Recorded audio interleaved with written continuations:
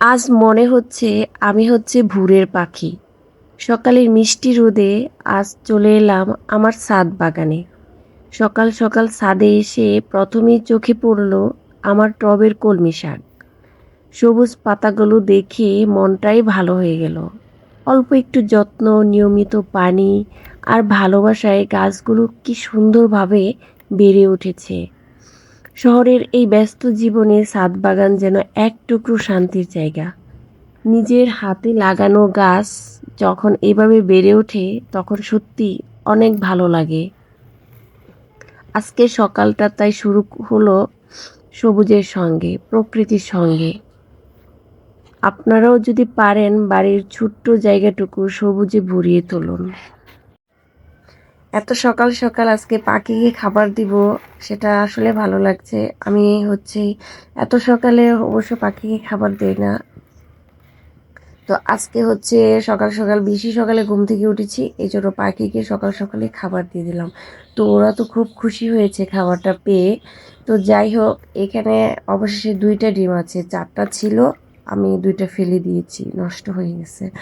তো এদিক দিয়ে 2 দিন যাবত প্রচুর রোদ উঠতেছে, মানে গাছের মাটি একদম শুকিয়ে কাঠ হয়ে যাচ্ছে। তো ভাবলাম যে এখন থেকে সকাল বিকাল দুবেলাই পানি দিতে হবে। তো সকালবেলা পানি দেওয়ার পরে বিকালে দেখি যে পানি নেই, একদম গাছের অবস্থা খুব করুণ হয়ে যায়, পাতাগুলো হেলে দুলে যায়। তারপরে হচ্ছে কলমি শাকগুলো যেহেতু আজকে একটু ভাজা করব, তো এটা হচ্ছে একটু ওয়াশ করে নিচ্ছি। তো একটা কথা বলি তোমাদেরকে, আমার কাছে না কলমি শাক খেতে ভালো লাগে না, কেন জানি না, মানে কেমন টাইপ হয়, মানে জানি না তোমাদের কাছে কেমন লাগে। তো যাই হোক, তারপরেও হচ্ছে নিজের ছাদ বাগানের অর্গানিক, এই জন্য ভাবলাম যে খাবো। এই জন্য চিংড়ি মাছ দিয়ে একটু ভাজা করে নিলাম। তো খেতে এতটাও খারাপ হয়নি, কিন্তু এই যে বললাম আমার কাছে ভালো লাগে না। তো যাই হোক, এমনিতে মোটামুটি হয়েছে। তো আপনারা চেষ্টা করবেন প্রতিদিন কলমি শাক হোক, যে শাকই হোক, প্রত্যেক দিন কিন্তু খাবারের মেনুতে শাক রাখা কিন্তু অনেক ভালো, অনেক হেলদি। আদা চুর, আরেকজনের ছাদে এসে আদা চুরি করে নিয়ে যাচ্ছেন।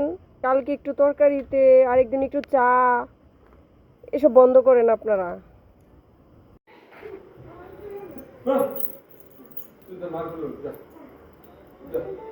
এ, আমি গেটটা দিয়ে দেই।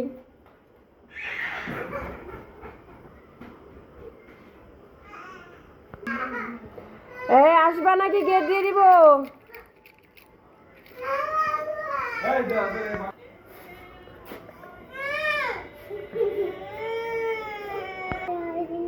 কি পারো তুমি?